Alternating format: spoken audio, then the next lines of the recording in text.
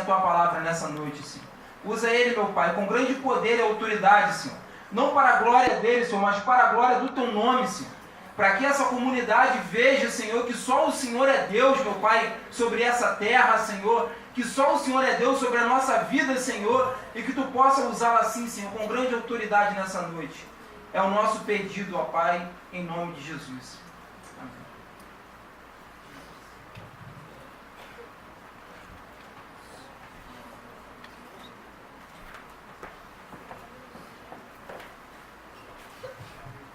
Pai, gente, como é de praxe, eu já estou chorando, mas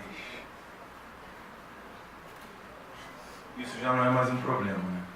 Para mim, pelo menos, não.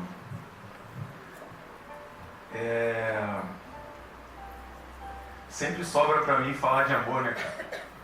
Eu já estava ficando preocupado e numa aula que o presbítero André estava dando, não sei se ele se lembra, ele estava falando de dons e ele falou assim, o dom do nosso irmão aqui é amar. Eu falei, caraca. E eu falei, pô, que bom, né, cara, que a gente consegue transmitir isso para as pessoas. Apesar da gente se cobrar tanto, a gente, né, sabe das nossas imperfeições diante de Deus, mas que bom que a gente consegue transmitir isso a outros seres humanos. E eu brincava com o Diácono Jefferson, a mensagem que ele trouxe semana passada.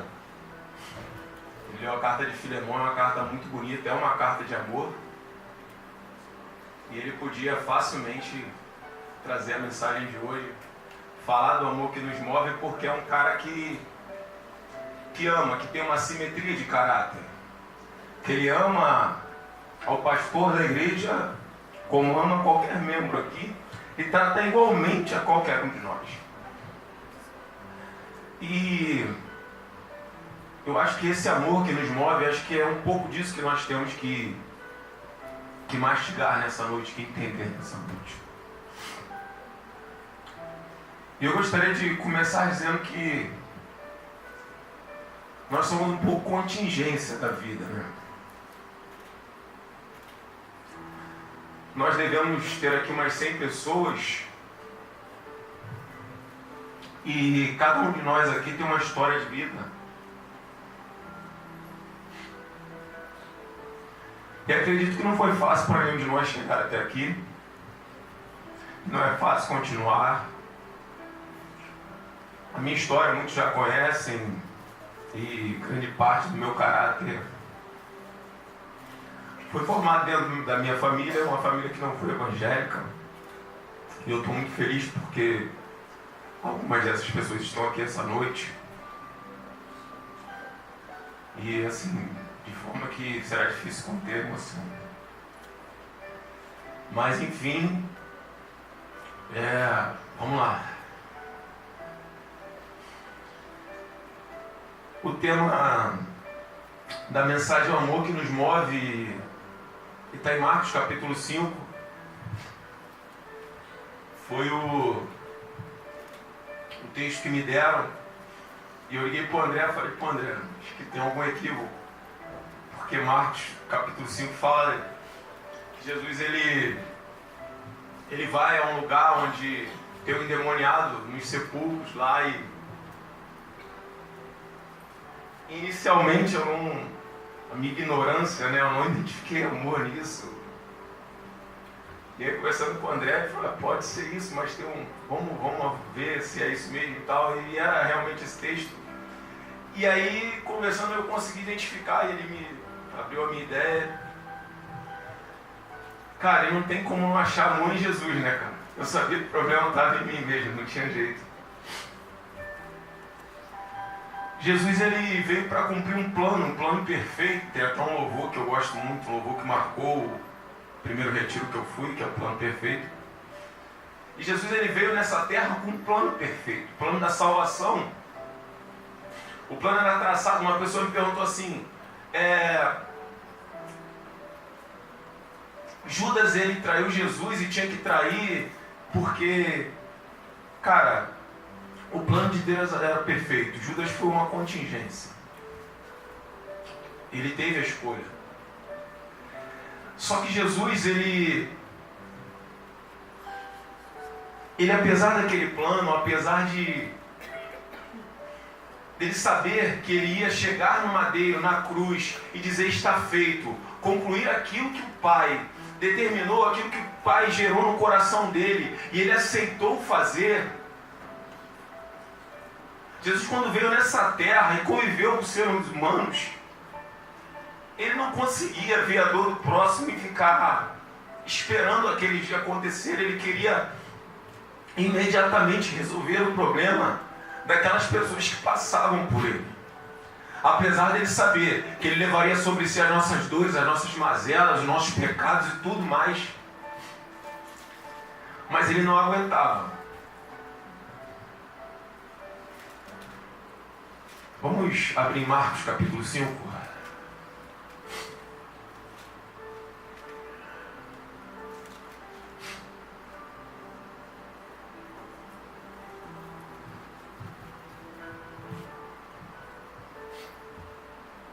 Eu choro, eu fico com medo de correndo, mas eles todos sempre falou, pô, vira pra trás e vai de uma vez só. Acho que eu vou seguir o exemplo dele que ele falou. Foi evangelista, né, cara? Eu tenho que ouvir minha liderança. Vamos lá, irmãos. Eles atravessaram o mar e foram para a região dos Gesarenos. Quando Jesus desembarcou, um homem com espírito imundo veio dos sepulcros ao seu encontro. Esse homem vivia nos sepulcros e ninguém conseguia prendê-lo, nem mesmo correntes, pois muitas vezes lhe haviam sido acorrentados pés e mãos, mas eles arrebentavam as correntes e quebraram os ferros de seus pés. Ninguém era suficientemente forte para dominá-lo. Noite e dia andava gritando e cortando-se com pedras entre os sepulcros e nas colinas. Quando ele viu Jesus de longe, correu, prostrou-se diante dele. Gritou em alta voz: que queres comigo, Jesus, Filho do Deus Altíssimo? Rogo-te, pois, que não me atormentes. Pois Jesus lhe tinha dito: saia deste homem, espírito imundo. A ideia central desse texto, ela talvez não seja o que a gente vai tratar aqui. Há outras coisas que esse texto quer falar. Provavelmente esse homem ele não era judeu, ele era gentil, porque quando ele expulsa os espíritos, eles pedem, deixa ele entrar na manada de porcos, e os judeus eles não podiam comer porcos. Jesus permite, eles se jogam no precipício, no abismo, e isso tem uma relação com o abismo realmente. Mas o que chama a nossa atenção foi Jesus ter se deslocado para acabar com a aflição desse homem. E quando você começa a ver isso na vida de Jesus, quando você começa a olhar para os evangelhos, você vai identificar que Jesus ele faz isso mais de uma vez. E o interessante é que quando Jesus faz essas coisas, os líderes religiosos da época, os mestres da lei, normalmente eles tentam questionar Jesus e pôr Jesus à prova, com perguntas, com certas pegadinhas. Eu fico me perguntando se... Olha, entendo, eu não estou falando que buscar conhecimento é ruim. Porque quem me conhece sabe que eu gosto de buscar, eu gosto de ler. Mas assim, que a gente busque um conhecimento com amor. Que a gente se debruce diante desse livro com amor. Não com interesse de saber mais do que o outro, de querer crescer mais do que o outro, mas que a gente olhe para esse livro com amor, como um livro vivo, como um livro que fala, como um amigo, como um conselheiro, para que a gente não se depare como essas pessoas. Eu vou ler outro texto com vocês, para que a gente possa ligar uma coisa a outra, e para que a gente não seja surpreendido como uma dessas pessoas. Vamos ler Lucas, capítulo 10.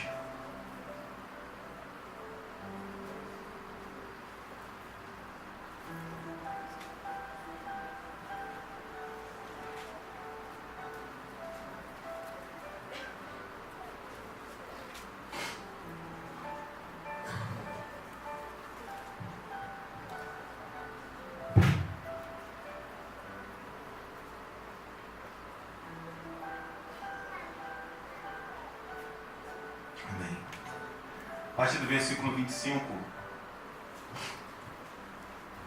Certa ocasião, um perito na lei voltou-se para pôr Jesus à prova, assim como eu disse para vocês.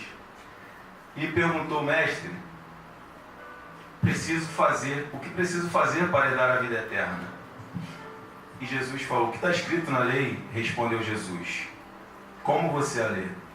Ele respondeu: ame o Senhor, o seu Deus, de todo o seu coração, de toda a sua alma, de todas as suas forças e de todo o seu entendimento. Ame o seu próximo como a si mesmo, disse Jesus. Você respondeu corretamente, faça isso e viverá. Mas ele, querendo justificar-se, perguntou a Jesus: e quem é o meu próximo?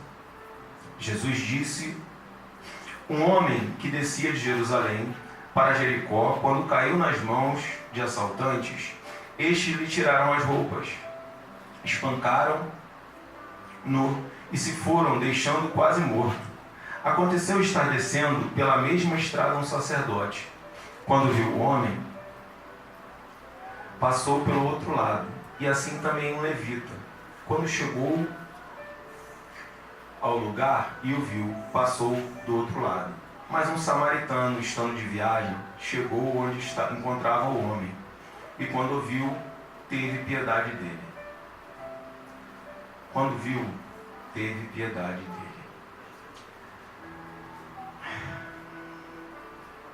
Aproximou-se, enfaixou-lhe as feridas, derramando nelas vinho e óleo. Depois colocou sobre o seu próprio animal, levou-o para uma hospedaria e cuidou dele. No dia seguinte, deu 2 denários ao hospedeiro e lhe disse: cuide dele. Quando eu voltar, lhe pagarei todas as despesas que você tiver. Qual destes 3 você acha que foi o próximo do homem que caiu nas mãos dos assaltantes? Aquele que teve misericórdia dele, respondeu o perito na lei. Jesus lhe disse: vá e faça o mesmo. Essa parábola é uma parábola muito bonita. E é uma parábola muito conflitante, porque Jesus ele é sucinto, mas ele faz algo para a época. Não só ele exalta a atitude de um samaritano, mas ele põe em xeque a estrutura religiosa da época. Os samaritanos e os judeus eles tinham um preconceito com os samaritanos, porque eles achavam, os samaritanos mestiços, achavam que eles, quando houve o exílio, eles se misturaram fisicamente, espiritualmente, eles se contaminaram. E eles tinham esse preconceito. E Jesus, questionando essa liderança da época, ele ainda exalta um samaritano. E ele fala: olha, vocês podem questionar a forma com que esse homem vive, a forma com que ele leva a vida dele, mas no que diz respeito a estar próximo de Deus, ao tratamento com o próximo, aquilo que Deus diz, ele leva melhor que vocês. Vocês acham que sacrifício a Deus é imolar um animal no templo? Isso é culto a Deus, mas Deus está mostrando que o culto a Deus é lá fora. É quando você está de frente com a agonia do seu próximo, a agonia de um semelhante teu, e você não consegue passar por aquilo sem sair da tua zona de conforto. Nós temos vivido tempos difíceis. Membros da nossa igreja vivem em comunidades onde está havendo guerras, e nós temos sentido isso, porque às vezes eles não podem vir cultuar. Mas precisou que Deus colocasse pessoas aqui para que nós sentíssemos isso. Mas quantos irmãos nossos, quantos seres humanos vivem nessa situação há anos e nós não paramos para pensar nisso? Nós não paramos para olhar, nós não paramos para olhar para essas pessoas. Nós entramos aqui, cultuamos quinta e domingo.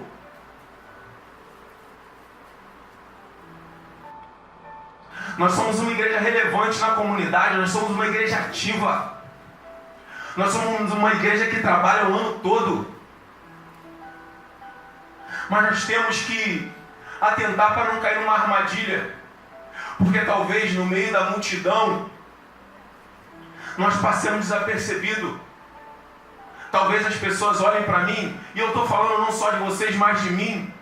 a uma pessoa aqui do meu trabalho, e às vezes, por eu ser de uma igreja que é referência, as pessoas podem falar, pô, o Walter é bênção porque a igreja dele faz isso, mas será que eu faço isso?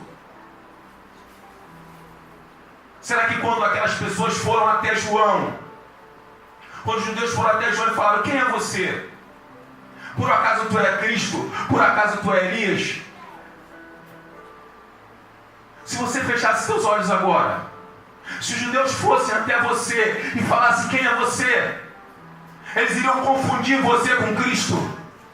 Eu não estou falando sobre as suas vestes, se a sua saia é longa, é curta, se você está de terno, bem vestido ou não. Mas eles comparariam as tuas atitudes com Cristo. Porque o que eles estavam comparando de João eram as atitudes dele. Por acaso tu és o Cristo? Tu és Elias?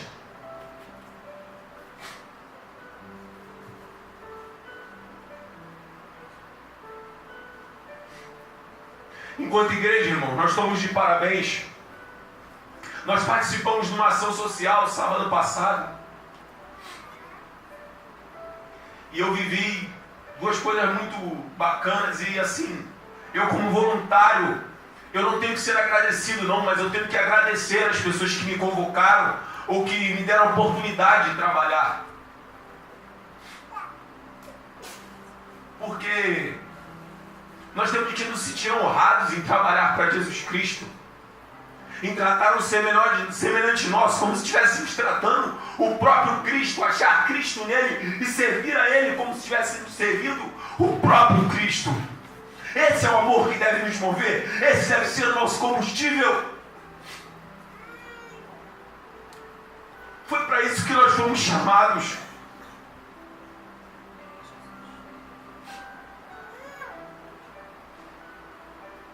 Não há nenhum mérito em mim das pessoas acharem que eu tenho que falar de amor. Não havia outra forma se eu não falar de amor.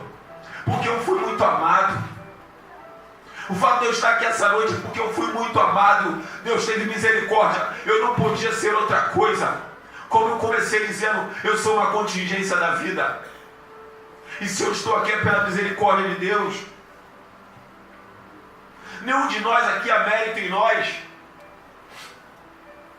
Mas aqueles que estão lá fora, que estão no crime, nas drogas, não há demérito neles também, porque eles também são contingência da vida. Talvez se eles tivessem nascido numa família como a nossa, tivessem uma estrutura familiar como a nossa, oportunidades como a nossa, não estariam na situação que estão. De forma que eu, exercendo a profissão que eu exerço, é difícil falar isso. Mas graças a Deus, Deus me deu a oportunidade de conviver com pessoas que me fizeram entender isso.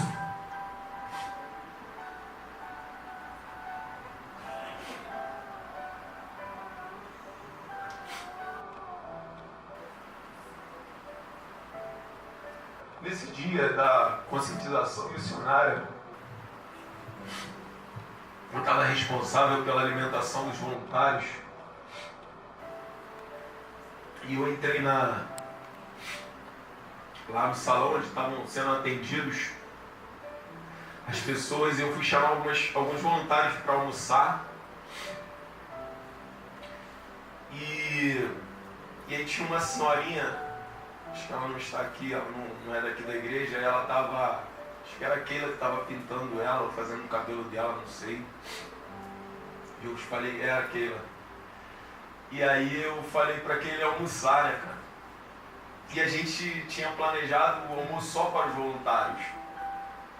Queríamos nós poder alimentar todo mundo, mas quem sabe, né, uma próxima oportunidade. E ela falou assim, pô, eu também quero almoçar. Só que a voz dela era tão fraquinha, cara, ela falou assim, eu não comi nada o dia todo. Ela não tinha força nem para falar.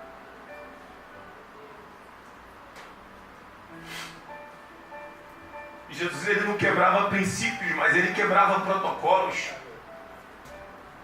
E eu falei, a senhora vai almoçar com a gente. Pode me procurar que a senhora vai almoçar. E aí ela foi almoçar, e aí outra senhora também acabou falando com a esposa do Davi que queria almoçar também. Eu falei, caramba, olha o que eu fui arrumado. Mas é benção. No final até sobrou comida, irmãos. E a outra senhora almoçou também, cara. Só que quando eu voltei lá, ela estava almoçando, cara, ela me abraçou, ela falou, cara, que o Senhor possa guardar a tua vida, possa te abençoar, possa te... Sabe, eu falei, cara, não há mérito não em mim, não foi nem eu que comprei essa comida, não fiz nada. E ela guardou um pouco da comida.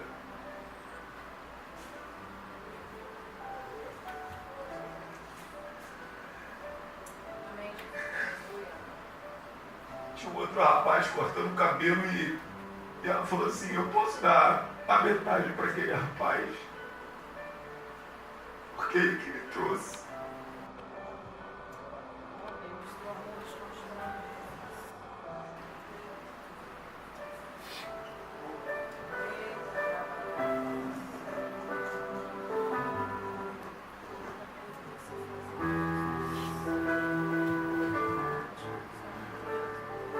Irmãos,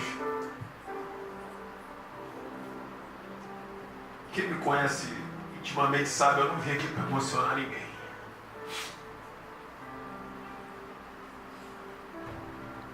Mas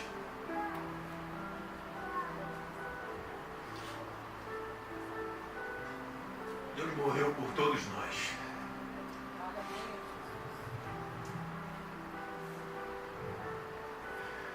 Ele morreu a nossa morte para que nós vivêssemos a vida dele.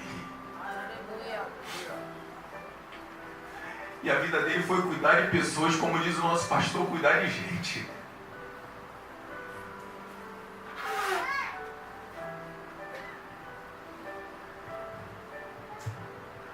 A gente não pode aceitar que uma pessoa não tenha comido nada o dia todo. Sabe, eu sei que a gente não vai resolver os problemas do mundo, mas, cara, a gente pode fazer alguma coisa. A Bíblia vai dizer que Jesus, ele se deslocou do local onde ele estava. Jesus, ele saiu do lugar, ele saiu da zona de conforto, ele se movimentou.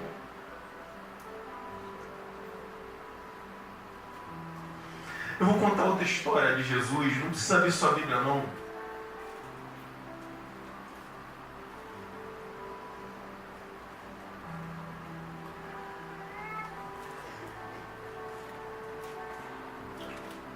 Jesus, ele foi até o tanque de Betesda.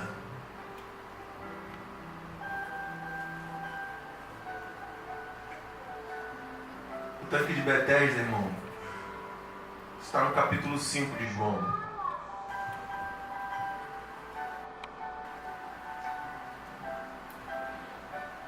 Algum tempo depois, Jesus subiu a Jerusalém para uma festa dos judeus. Há em Jerusalém, uma festa dos judeus, há em Jerusalém, perto da Porta das Ovelhas, um tanque que em aramaico é chamado Betesda, tendo 5 entradas em volta ali, costumava ficar grande número de pessoas doentes e inválidas, cegos, mancos e paralíticos. Eles esperavam um movimento nas águas. De vez em quando, descia um anjo do Senhor e agitava as águas. O primeiro que entrasse no tanque, depois de agitadas as águas, era curado de qualquer doença que tivesse. Um dos que estavam ali era paralítico, fazia 38 anos. Quando viu deitado e soube que ele vivia naquele estado durante tanto tempo, Jesus lhe perguntou: você quer ser curado? Disse o paralítico: Senhor, não tenho ninguém que me ajude a entrar no tanque. Quando a água é agitada, enquanto estou tentando entrar, outro chega e entra antes de mim. Então disse Jesus: levante-se, pegue a sua maca e ande. Imediatamente o homem ficou curado, pegou sua maca e andou. Isto aconteceu no sábado. Irmãos, era outra pessoa. Essa pessoa estava há 38 anos nessa miséria, nessa mazela, nessas condições. Jesus, a Bíblia vai dizer, olha, ele ficou sabendo que ele estava tanto tempo nessa situação, isso incomodou o mestre. Quantas pessoas você sabe que estão em situação ruim? Quantas pessoas chegou ao teu conhecimento que estão em situação ruim? Eu não estou pedindo que você mude o mundo, mas que está ao teu alcance fazer. Que você pode fazer alguma coisa. Eu não estou pedindo para você fazer além, não. Estou pedindo para você ir além. Mas eu estou dizendo que você possa fazer alguma coisa. Porque aqui, o que Jesus fez, outros poderiam fazer. Walter, você está dizendo que outros podiam fazer milagre? Não. Eu estou dizendo que outros que passaram à frente dele podiam ter pego ele e levado até o tanque. Não ter passado à frente dele. Porque nós vivemos num mundo onde aquele ditado farinha pouca, meu pirão primeiro. E isso eu não estou falando lá fora, não, meu irmão. Eu estou falando dentro de nós, no nosso meio de cristãos. Onde nós estamos preocupados com a nossa própria vida. Onde a Bíblia vai dizer, não andeis ansiosos com coisa alguma, com o que haverá de vestir, com o que haverá de comer, mas nós estamos preocupados com nós mesmos. E de repente eu, um cara talvez bem sucedido aos olhos humanos da sociedade, me deparo com uma senhora de cabelos brancos que disse para mim, sem voz, que não tinha comido nada o dia todo.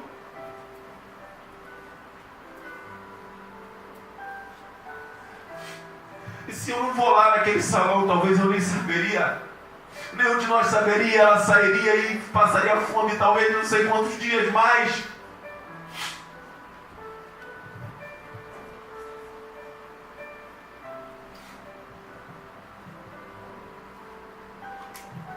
Que miséria é essa, meu Deus?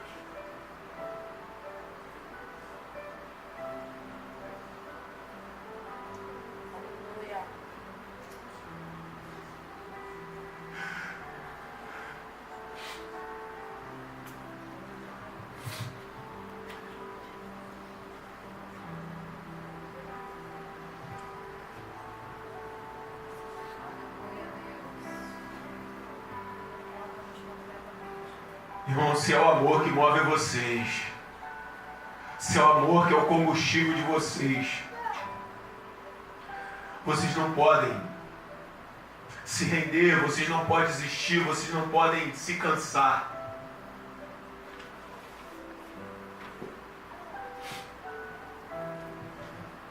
Eu conheço duas irmãs que elas não estavam se falando, e eu falei para elas assim, eu só dei uma palavra para elas, falei assim, lê Filipenses capítulo 2.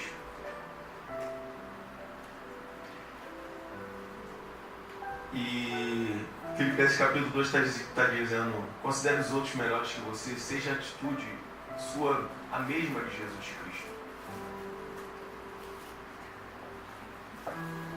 E Paulo, na carta aos Coríntios, no capítulo 1, no versículo 1, ele vai dizer, olha, sejam meus imitadores, assim como eu sou de Cristo.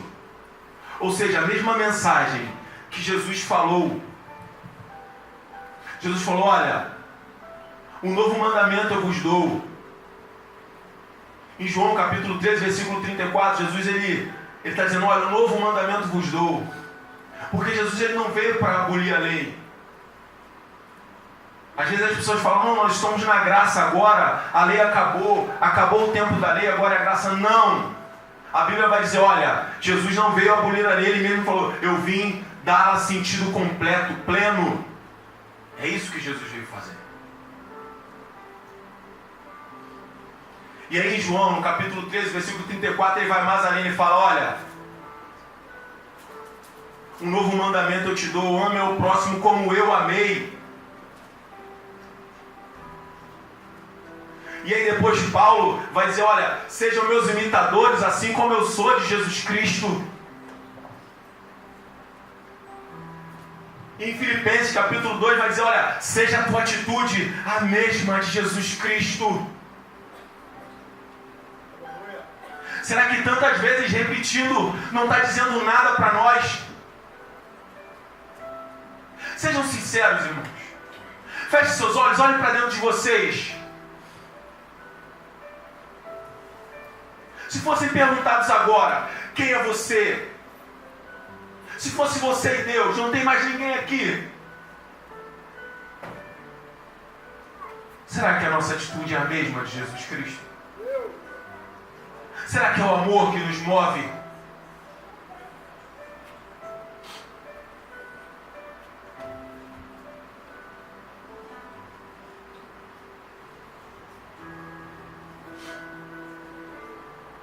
Eu sei que às vezes nós nos cansamos de fazer o bem. Ou falamos que cansamos. Às vezes nos decepcionamos. Já teve pessoas aqui que a gente ajudou e tomaram outros rumos. Até... Só que eu venho aprendendo com a minha liderança que quem não pode mudar é a gente. Somos nós que não podemos mudar. Nós é que não podemos nos deformar. Porque outra pessoa não pode deixar de ser abençoada porque alguém errou com você. Porque senão você vai estar sendo injusto. Porque aquela pessoa vai estar carregando o peso do erro de outro. E só quem pôde fazer isso é Jesus Cristo, meu amigo.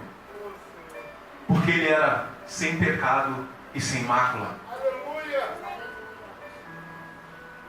E quando você cansar, quando você disser, cara, Walter, eu cansei de fazer o bem, para mim chega, eu cansei, eu fiz muito bem, eu já pintei praça, eu já fui na madrugada do carinho, eu já participei dos projetos do MES, eu já alimentei pobre, eu já fui para centro de recuperação, eu já vim, eu já limpei igreja, eu já fiz, eu já servi.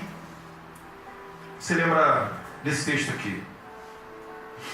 Irmãos, eu confesso que eu já li a Bíblia toda, mas eu acho que eu pulei esse texto aqui e eu fui surpreendido hoje. Não nos cansemos de fazer o bem, pois no tempo próprio colheremos, se não desfalecermos. Vou contar um segredo para vocês. É Gálatas 6, 9. Não nos cansemos de fazer o bem, irmãos, porque no tempo oportuno nós colheremos. Jesus não se cansou de fazer o bem. A misericórdia dele se renova para sempre nas nossas vidas. A graça dele se renova. É por isso que eu e você estamos aqui. É por isso que eu falo com orgulho, a minha família está aqui. Nós somos contingência dessa vida. Eu não falo com vergonha não. Eu nasci numa família espírita. Eu vivi durante anos, mas hoje eu estou aqui falando do amor de Cristo, o amor que me salvou. E hoje eu vou trabalhar para Ele. Eu vou ser uma ferramenta na mão dEle. Não só pregando a palavra dEle, estando aqui em evidência nesse altar, mas servindo aquele que está precisando. Aonde me enviarem. Isso é simetria de caráter. É isso que tem faltado em nós. Simetria de caráter. Quando alguém fala isso para mim, eu fico feliz, porque é isso que eu tento fazer. Eu amo a vida do meu pastor e eu honro ele mesmo. E às vezes isso pode ser confundido como puxa-saquismo, e eu não tenho problema com isso, porque eu não vou deixar de honrar minha liderança por causa disso, porque isso é bíblico. Mas também eu trato o meu irmão da mesma forma. Eu me desafio quando alguém se aproxima de mim e pede a minha ajuda. Dificilmente eu vou negar. Eu cobro isso de mim. E não é porque eu seja bom, porque nada de bom há em mim, não. Tudo isso vem de Deus. Foi Ele que nos deu isso, foi Ele que soprou esse espírito, esse fôlego de vida em nós. Nós somos feitos à imagem e semelhança dEle. É por isso que ainda há isso dentro de nós, irmãos. É por isso que não acabou. É por isso que não está tudo destruído. Porque nós somos a imagem e semelhança do Pai.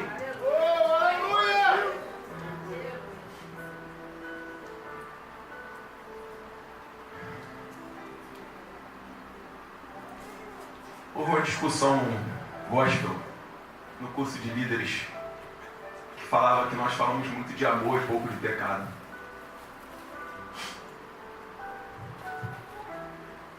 E nós temos que falar de pecado também, porque doutrina, a igreja tem que falar sobre doutrina, né? As pessoas têm que saber. Mas nós temos que saber também o que é pecado. Porque Tiago 4,17 diz assim: aquele que sabe que deve fazer o bem e não faz, comete pecado. Então, irmãos, idolatria é pecado, adultério é pecado, fornicação é pecado. Só que deixar de fazer o bem, omissão, é pecado.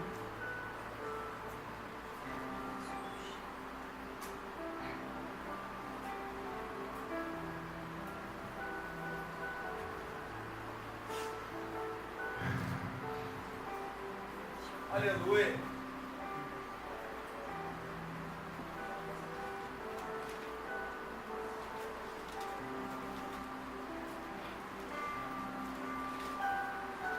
Jesus deixou uma pequena receita para a simetria de caráter.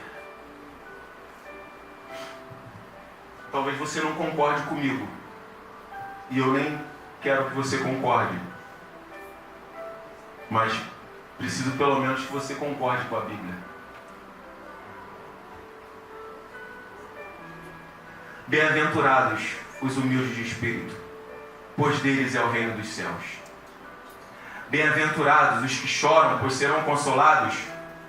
Bem-aventurados os mansos, pois eles receberão a terra por herança. Bem-aventurados os que têm fome de justiça, pois serão satisfeitos. Bem-aventurados misericordiosos, pois obterão misericórdia. Bem-aventurados puros de coração, pois verão a Deus. Bem-aventurados pacificadores, pois serão chamados filhos de Deus. Bem-aventurados perseguidos por causa da justiça, pois deles é o reino dos céus. Bem-aventurados serão vocês, quando por minha causa os insultarem, os perseguirem, os levantarem todo tipo de calúnia contra vocês. Alegrem-se e regozijem-se, porque grande é a sua recompensa nos céus, pois da mesma forma perseguiram os profetas que viveram antes de vocês. A recompensa nossa está nos céus, irmãos. A recompensa nossa não é nessa terra. Aleluia. Paulo também vai dizer na carta aos Coríntios, no capítulo 15, no versículo 19: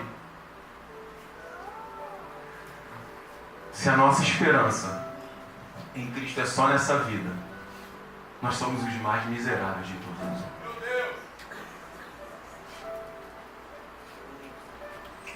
Fiquem de pé, irmão. Feche seus olhos.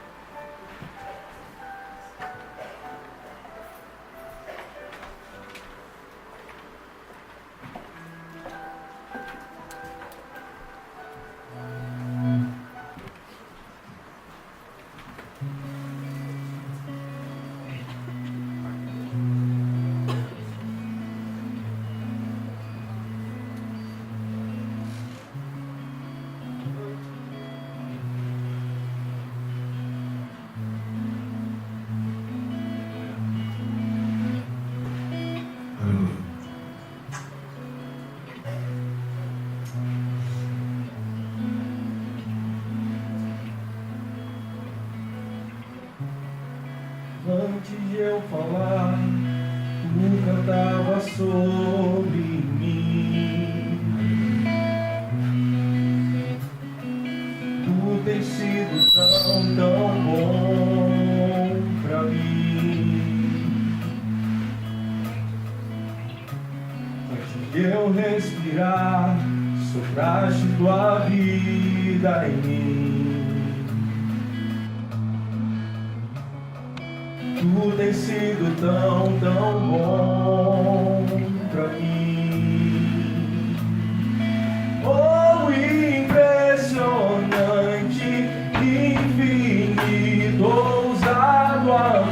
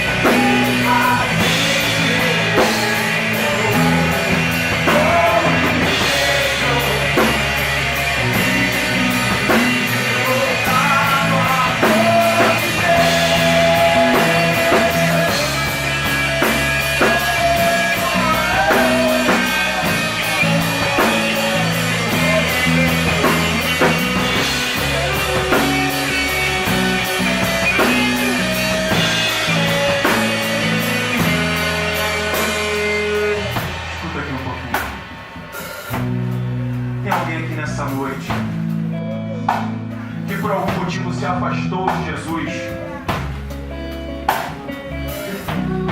sei lá, se alguma vez a estrutura religiosa desse mundo, desse tempo, se alguma coisa fez com que você se afastasse do Pai, eu quero te dizer que o amor dele é impressionante, é infinito, como diz a letra desse louvor. Eu quero te dizer que ele se desloca do lugar onde ele está, ele sai do caminho dele, ele sai da zona de conforto com você. Tem alguém que quer se reconciliar com Cristo nessa noite, quer aceitar Jesus Cristo como seu único e suficiente Salvador, quer entregar sua vida a Ele? Levante a sua mão onde você está. Nós iremos orar por você. Nós queremos te dizer que Ele te amou sem reservas. Ele te amou incondicionalmente. Não há condição, não há nada que você tenha que fazer a não ser levantar a sua mão e dizer: Senhor, eis-me aqui, eu me rendo aos teus pés, Senhor. Senhor, eu não sei se eu vou fazer a mesma coisa amanhã, mas hoje eu te amo, eu me rendo, eu estou aqui, eu quero experimentar esse impressionante, esse infinito amor.